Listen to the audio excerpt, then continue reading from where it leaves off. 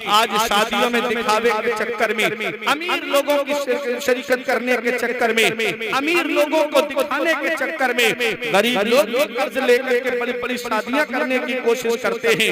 आज शादियों में स्टैंडिंग खाने चल रहे हैं। पहले जानवर खड़े होकर के खाते थे। आप जाएंगे जहाँ पर भैंसे वगैरह पाली जाती हैं या जहाँ गाय वगैरह पाली जाती हैं, आप उसमें घुसेंगे तो आप देखिएगा जाकर के सारे जानवर आपको खड़े खड़े खाते हुए मिलेंगे, एक दूसरे का मुंह देखते हुए मिलेंगे।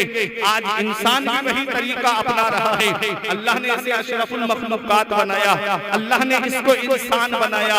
ऐ मेरे अजीजों, और ये भी शादियों में जाकर के खड़े होकर के खा करके जानवरों वाले तरीके को जिंदा कर रहा है। अल्लाह अकबर, ये हाल है आज इंसान का।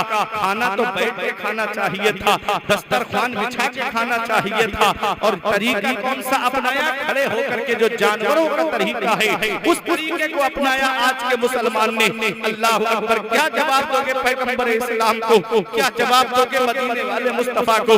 मेरे आका के एक सहाबी एक मजलिस में पहुंचे तो आपके हाथ से एक लुकमा गिर गया। उस वक्त के वो हाकिम थे। जब लुकमा गिर गया तो आपने लुकमा उठाया और उसे साफ किया और साफ करके खा लिया। किसी ने बगल में बैठे हुए कहा, हजरत ये काम क्या कर रहे हो? इतने बड़े बड़े फला फला इलाके के, फला फला शहर के, फला फला मुल्क के अमीर यहाँ पर बैठे हैं इस मजलिस में, और आप उनके सामने जमीन से रोटी का लुकमा उठा करके खा रहे हो। तो एक जवाब दिया था, इन गवारों के चक्कर में मैं अपने नबी की सुन्नत तो नहीं छोड़ सकता, इनके चक्कर में मैं मदीने वाले मुस्तफा की सुन्नत को नहीं छोड़ सकता। ऐ मेरे अजीजों, क्या पता चला? आज हमने नबी की सुन्नतों को छोड़ दिया, आज हमने नबी के फरमान पर अमल करना छोड़ दिया। आज हम लोगों को दिखाने के चक्कर में पड़ गए। फला ने शादी की है और इतना पैसा खर्च किया है, मैं उससे ज्यादा पैसा खर्च करूंगा। आज कितनी मुस्लिम बेटियां इब्तिदात की तरफ चली गई, आज कितनी मुस्लिम बेटियां मुर्तद्दा हो गई। एक आंसू हमारी आंख से नहीं निकलता। हम तो अपने घर में बैठे हैं, हम सोचते हैं ये मामला तो हिंदुस्तान का है, मेरे नेपाल का थोड़ी है। हम सोचते हैं मामला नेपाल का है, मेरे हिंदुस्तान का थोड़ी है। कोई सोचता है कि मामला कश्मीर का है, मेरे हिंदुस्तान का थोड़ी है। कहीं ऐसा ना हो मुसलमानों, ये आग लगते लगते तुम्हारे मकान तक पहुंच जाए, फिर इसको बुझाना बहुत मुश्किल हो जाए। मेरे आका फरमाते हैं, कुल्लुकुम राइन व कुल्लुकुम मसऊलुन अन रइयतिही। तुम में का हर शख्स जिम्मेदार है, और अल्लाह क़यामत के दिन हर शख्स से उसकी जिम्मेदारी के बारे में पूछेगा। बाप औलाद का जिम्मेदार है, बड़ा भाई छोटे भाई बहनों का जिम्मेदार है, शौहर बीवी का जिम्मेदार है, मस्जिद का इमाम, बस्ती का आलिम, शरीयत के अहकाम पहुंचाने के एतबार से अपनी बस्ती का जिम्मेदार है। आज हम कितना नबी की शरीयत पे अमल कर रहे हैं, कितना नबी के बताए तरीके पे चल रहे हैं। आज हमारे घरों का माहौल इस्लामी माहौल नहीं रहा। आज हमारे घरों से नबी की शरीयत उठती जा रही है। वो कुरान जिसकी तिलावत की आवाज कभी हमारे घरों से आती थी, आज हमारे घरों से गानों की आवाजें आ रही हैं। आज हमारे घरों से फिल्मी डायलॉग की आवाजें आ रही हैं। आज हमारे घरों से झूठी खबरों की आवाजें आ रही हैं। आज हमारे घरों से नेताओं की आवाजें आ रही है। मेरे अजीजों, ये दुनिया चंद दिन की है, हमेशा रहने हम इस दुनिया में नहीं आए हैं, चंद दिन के लिए हम इस दुनिया में आए हैं। तो क्यों ना अल्लाह को राजी कर लो, उसके रसूल को राजी कर लो। अभी चंद सालों पहले कोरोना काल में तुमने नहीं देखा, बड़े बड़े दौलत वाले पैसे वाले गंगा नदी के किनारे पे गोरो कफन पड़े हुए थे, घर वाले लेने तक नहीं गए, परिजन उठाने तक नहीं गए, औलाद देखने तक नहीं गई। नेपाल में रहने वालों, किस्मत वाला है वो बाप जो औलाद के कांधे पे कब्रिस्तान चला जाए, नसीब वाली है वो औलाद जो बाप के कांधे पे कब्रिस्तान चली जाए, किस्मत वाला है वो रिश्तेदार जो रिश्तेदार के कांधे पे कब्रिस्तान चला जाए। क्या सभी को है इस हाल में दुनिया से मत जाना। इधर जनाजा उठे, उधर मोहल्ले के लोग कहें एक जुआरी का जनाजा जा रहा है, एक शराबी का जनाजा जा रहा है, एक रिकाश का जनाजा जा रहा है। इस हाल में मत जाना, बल्कि इस हाल में जाना कि हर जनाजा उठे उधर इमाम साहब कह दे गद्दारे मुस्तफा का नहीं, वफादारे मुस्तफा का जनाजा जा रहा है, रसूल का जनाजा जा रहा है, आशिक रसूल का जनाजा जा रहा है। जब इस हाल में दुनिया से जाओगे तो यही कहोगे, ये नाज के अंदाज हमारे नहीं होते, दामन में अगर टुकड़े तुम्हारे नहीं होते, बेदान ही बिक जाइए, बाजारे नबी नहीं में, इस शान के सौदे में खसारे नहीं होते। मिलती ना अगर भीख हुजूर आपके दर से, इस ठाट से मनकों के गुदारे। नारे तकबीर, नारे रिसालत, तालीमुल कुरान कॉन्फ्रेंस, मसलके आला हजरत वलमाए अहले सुन्नत, जश्रे दस्तारबंदी, मुफ्ती फरमान रज़ा साहिब पहला मंजरी। नारे तकबीर, नारे रिसालत, सुभान अल्लाह। अच्छे काम मुत्तकी बन के दुनिया से जाओ, परहेजगार बन के दुनिया से जाओ। मेरी बात समझ में आ रही है? जरा मोहब्बत से बोलेंगे सुभान अल्लाह। परहेजगार बन के दुनिया से जाओ। ये दुनिया चंद दिन की है, हमेशा रहने हम इस दुनिया में नहीं आए। कभी दौलत पे घमंड आने लगे, कभी पैसों पे नाज होने लगे, कभी सेहत पे तकब्बुर आने लगे, कभी बच्चों की नौकरी पे घमंड आने लगे। तो एक चक्कर कब्रिस्तान का लगा लिया करो। वहां तुमसे ज्यादा दौलत वाले लेते हैं, वहां तुमसे ज्यादा पैसे वाले लेते हैं, वहां तुमसे ज्यादा सरमाए वाले लेते हैं। वो जिनकी नाक पे कभी मक्खी नहीं बैठती थी, आज उनके जिस्म को मिट्टी ने गला सड़ा के एक तरफ कर दिया। घमंड किस बात पे, तकब्बुर किस बात पे? मरने के बाद कब्र के अंदर जाना है। इमाम गजाली फरमाते हैं इंसान मरने के बाद कब्र में चला जाता है और अच्छा इंसान लोगों के दिलों में चला जाता है। फिर लोग उसे याद रखते हैं, अपनी गुफ्तगू में याद रखते हैं, अपनी मजलिसों में याद रखते हैं, अपनी महफिलों में याद रखते हैं। अच्छे काम करोगे लोग तुम्हें याद करेंगे। मेरे अजीजों, अच्छे काम करके दुनिया से जाओ। फितना फैला के दुनिया से मत जाना, खुराफात फैला के दुनिया से मत जाना। अल्लाह को राजी करके जाओ, उसके रसूल को राजी करके जाओ। जब इस हाल में जाओगे तो यही कहा जाएगा, लखद में इश्क रुखे शह का दाग लेके चले, अंधेरी रात सुनी थी चराग लेके चले। आज हमारे दिल से मरने का खौफ निकल गया, आज हमारे दिल से कब्र की तारीकी का खौफ निकल गया, आज हमारे दिल से उस कब्र के कीड़े मकोड़ों का खौफ निकल गया। वो कब्र जो तन्हाई का घर है, वो कब्र जो कीड़े मकोड़ों का घर है, वो कब्र जो वहशत का घर है, वो कब्र जो अंधेरी कोठरी है। मेरे अजीजों, वो कब्र जो कीड़े मकोड़ों का घर है, उस कब्र की तारीकी का डर हमारे दिल से निकल गया। आज हमारे पास कोई ऐसी नेकी नजर नहीं आती जिस पे सीना तान के कहें ये नेकी हमको जन्नत में लेके जाएगी। तुम क्या समझते हो? एक बार जलसे में आके हाथ उठा के नारा लगा दिया तो जन्नत मिल जाएगी? जन्नत मिलना इतना आसान नहीं है जितना आज हमने सोच रखा है। नमाजें छोड़ के कहता है मैं हुसैनी हूँ, बता हुसैन ने का फर्ज ऐन छोड़े हैं। मेरे अजीज में पहुंचा हूँ इस नतीजे पर, नमाज छोड़ दी समझो हुसैन छोड़े हैं। मेरे अजीजों, आज हमारे दिल से खुदा का खौफ निकल गया। जिसके पास नमाजों का सवाब भी है, जिनके पास रोजों का सवाब भी है, जिनके पास हज और ज़कात का सवाब भी है, उनके खौफे खुदा का जरा आलम देखिए। अल्लाह अकबर। आज हम दुनिया में रहकर तीन चीजों के लिए मेहनत करते हैं कि मेरा कपड़ा अच्छा हो जाए, मेरा लिबास अच्छा हो जाए, मेरा मकान अच्छा हो जाए और मेरा नाम ऊंचा हो जाए। और मरने के बाद अल्लाह यही तीन चीजें सबसे पहले बदल देता है। नाम मरहूम कर देता है, लिबास कफन बना देता है और मकान कब्र बना देता है। दुनिया में जिन तीन कामों के लिए हम मेहनत करते रहे, रात और दिन जिनके लिए हमने एक कर दिया, आज वही मरने के बाद तीन काम सबसे पहले, तीन चीजों को सबसे पहले अल्लाह ने बदला।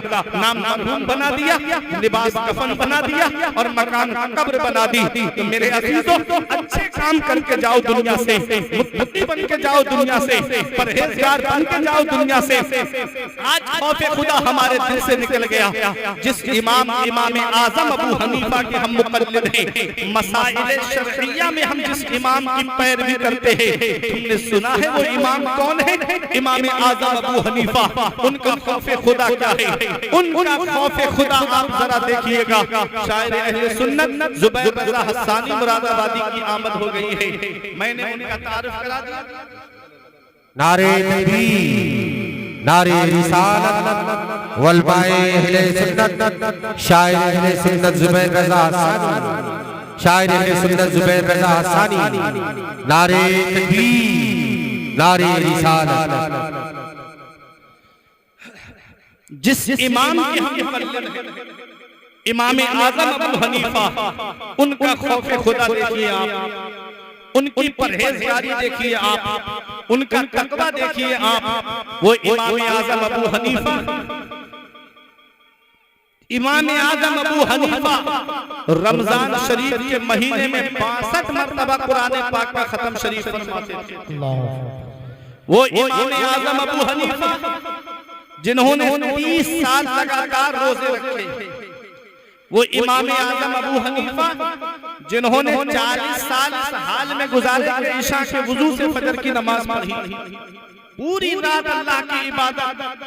वो इमाम आजम अबू हनीफा जहां आपका मदफन है, जहां आपकी कब्र है, जहां आपका मजार शरीफ है, उस जगह पर आपने 7000 मरतबा कुरान पाक का खत्म शरीफ फरमाया। सुभान अल्लाह। वो इमाम आजम अबू हनीफा जिन्होंने 1500 दिरहम खर्च करके एक लिबास सिलवाया, जिसे सिर्फ आप नमाज के लिए रात में जब अल्लाह की इबादत करने के लिए खड़े होते तो आप उस लिबास को ज़ेबतन फरमाते थे। 1500 दिरहम खर्च करके ऐसा उम्दा लिबास आपने सिलवाया, और रात में अल्लाह की इबादत करने के लिए जब खड़े होते तो उस लिबास को आप ज़ेबतन फरमाते थे। आज हम शादी में जाएंगे तो अच्छे कपड़े पहन के जाएंगे, मार्केट जाएंगे तो अच्छे कपड़े पहन के जाएंगे, किसी की बर्थडे पार्टी में जाएंगे तो अच्छे कपड़े पहन के जाएंगे, किसी के यहाँ पर रिश्तेदारी में जाएंगे तो अच्छे कपड़े पहन के जाएंगे, और जब मस्जिद में आएंगे तो मैले कपड़े पहनकर, जब मस्जिद में आएंगे तो बोसीदा कपड़े पहनकर, मस्जिद में आएंगे तो परागंदा हाल आएंगे। इल्ला माशा अल्लाह। अल्लाह फरमाता है या बनी आदम खुजू ज़ीनतकुम इंदा कुल्ले मस्जिद। अल्लाह फरमाता है ऐ औलाद आदम, हर नमाज के लिए जीनत पकड़ो, हर नमाज के लिए अच्छा कपड़ा पहनो, हर नमाज के लिए उम्दा लिबास पहनो। आज हम शादी ब्याह मार्केटों में जाएंगे तो उम्दा कपड़े पहन के, अच्छे कपड़े पहन के, और जब अल्लाह की इबादत के लिए आएंगे तब हम ऐसे ही कपड़ों में आ जाएंगे। इमाम आजम अबू हनीफा ने 1500 दिरहम खर्च करके लिबास सिलवाया, और आप उसको अल्लाह की इबादत के लिए ज़ेबतन फरमाते थे। वो इमाम आजम अबू हनीफा। आज का मेरा भाई कहता है मौलाना मैं झूठ नहीं बोलूंगा तो मेरी तिजारत नहीं चलेगी, मैं झूठ नहीं बोलूंगा तो मेरा कारोबार नहीं चलेगा, मैं झूठ नहीं बोलूंगा तो मेरा बिजनेस आगे कैसे बढ़ेगा। हमारे इमाम आजम अबू हनीफा, जिस इमाम के हम मुक़ल्लिद हैं, मेरे अजीजों, वो जहां इमाम आजम है, जहां वो बहुत बड़े मुहद्दिस हैं, जहां इमामुल अइम्मा है, जहां काशिफुल उम्मा है, जहां सिराजुल उम्मा है, वहीं वो बहुत बड़े ताजिर भी हैं, बहुत बड़े ताजिर भी हैं। कपड़े का बिजनेस है आपका, कपड़े का कारोबार है आपका, और परहेजगारी देखो, तकवा देखो। आप हर नमाज मस्जिद में जाकर के जमात के साथ में अदा फरमाते थे। ये इमाम आजम अबू हनीफा हैं। हर नमाज मस्जिद में जाकर के जमात के साथ में अदा फरमाते थे। इमाम आजम अबू हनीफा अपने नौकर से कह के गए, अपने गुलाम से कह के गए, अपने खादिम से कह के गए, देखिए जो एक कपड़ा देख रहा है, ये कपड़ा फटा हुआ है, इसके अंदर ऐब है, इसे उस कीमत में मत बेचना जो कीमत सही कपड़ों की है। जो और कपड़े हैं जिनमें कोई ऐब नहीं है, उस कीमत के साथ में इस ऐब वाले कपड़े को मत बेचना। ये कह के आप नमाज पढ़ने चले गए, और जब नमाज पढ़ के वापस आए, उस नौकर से पूछा वो कपड़ा बिक गया? उसने कहा हजरत वो कपड़ा तो बिक गया। फरमाया क्या ऐब बता के बेचा था? क्या वो ऐब बताया था? कहा हजरत मैं भूल गया, मैं कपड़े का ऐब नहीं बता पाया, इसलिए मैंने सही कीमत में उस लिबास को बेच दिया। अल्लाह अकबर। तकवा देखो इमाम आजम का, परहेजगारी देखो इमाम आजम की। इमाम आजम अबू हनीफा फरमाते हैं जा पहले उसे तलाश करके ला, और उसके पैसे वापस कर। नौकर गया लेकिन उसे नहीं ढूंढ पाया, वो नहीं मिला, वो चला गया लिबास ले जाने वाला। अल्लाह अकबर। ऐ तालीमुल कुरान कॉन्फ्रेंस में आने वालों, इमाम आजम अबू हनीफा का तकवा देखो। फरमाया दोनों पैसे दिखा कहाँ हैं? उसने वो पैसे दिखाए, जो सही कपड़ा बेचा उसको भी दिखाया, और जिस कपड़े में ऐब था उस कीमत को भी दिखाया। फरमाया ये दोनों पैसे लेके चला जा, और इन पैसों को ले जा करके सदका कर दे। मैं ये कपड़े अपने पैसे अपने पास नहीं नहीं रखूंगा। अल्लाह अकबर। सुबह से भी बचते थे इमाम आजम अबू हनीफा। नौकर ने बेचा था कपड़ा, खादिम ने बेच दिया था कपड़ा, इमाम आजम अबू हनीफा का इसमें कोई मामला नहीं। आपने तो समझाया था कि बता करके बेचना। आज हम क्या करते हैं, आज हम कोई खराब चीज अगर किसी को बेच देते हैं तो कोई कहता है मैंने फला को टोपी पहना दी, कोई कहता है मैंने फला को चूना लगा दिया। अल्लाह अकबर, मैंने ये सामान बेच दिया। धोखा कर करके बहुत खुश होता है, धोखा कर करके मुसलमान के साथ में खुश होता है। सुनो पैगंबर इस्लाम की हदीस क्या हमें पैगाम देती है। हदीस का मफहूम सुनने से पहले सुनो, हजरत उमर फारूक आजम जब मुजाहिदीन जंग के लिए तशरीफ ले जाते तब उमर फारूक आजम मार्केट से जाकर के मुजाहिदीन के घरों के लिए खाने पीने का सामान लेकर आते और उन्हें उनके घरों पे पहुंचाया करते थे। एक दिन उमर फारूक आजम मार्केट गए तो आपने गेहूं का ढेर लगा हुआ देखा, उसमें हाथ लगा के देखा तो गेहूं अंदर से भीगे हुए थे और ऊपर से सूखे हुए थे। उमर फारूक आजम ने फरमाया ये गेहूं अंदर से भीगे हुए क्यों हैं? उसने कहा हजरत बारिश हो गई थी इसलिए गेहूं भीग गए। उमर फारूक आजम को जलाल आ गया।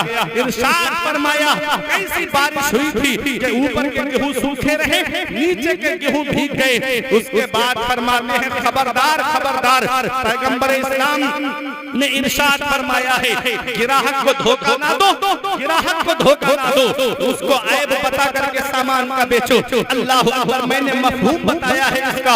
अब आइए तवज्जो के साथ सुनिएगा। जो ताजिर ईमानदारी से तिजारत करता है, जो बिजनेसमैन सच्चाई के साथ में बिजनेस करता है, जो मार्केटिंग करने वाला सच्चाई के साथ में मार्केटिंग करता है, देखो उसको क्या इनाम मिलता है। आका फरमाते हैं अत्ताजिरु सदूकु मअन नबिय्यीना वस्सिद्दीकीना वस्सालिहीन। जो ताजिर ईमानदारी से सच्चाई से तिजारत करता है वो क़यामत के दिन नबियों के साथ होगा, सिद्दीकीन के साथ होगा, सालिहीन के साथ। नारे तकबीर, नारे रिसालत, नारे रिसालत। तालीमुल कुरान कॉन्फ्रेंस मसलके आला हजरत वलबाए अहले सुन्नत मुफ्ती फरकान रज़ा साहिब बिल्ला मंजरी। नारे तकबीर, नारे रिसालत। सच्चाई के साथ सच्चाई के साथ में तिजारत करो, झूठ बोल के तिजारत करोगे अल्लाह बरकत अता नहीं फरमाएगा। किसी को धोखा दोगे बिजनेस में पैसा कमा लोगे लेकिन उस पैसे में बरकत नहीं।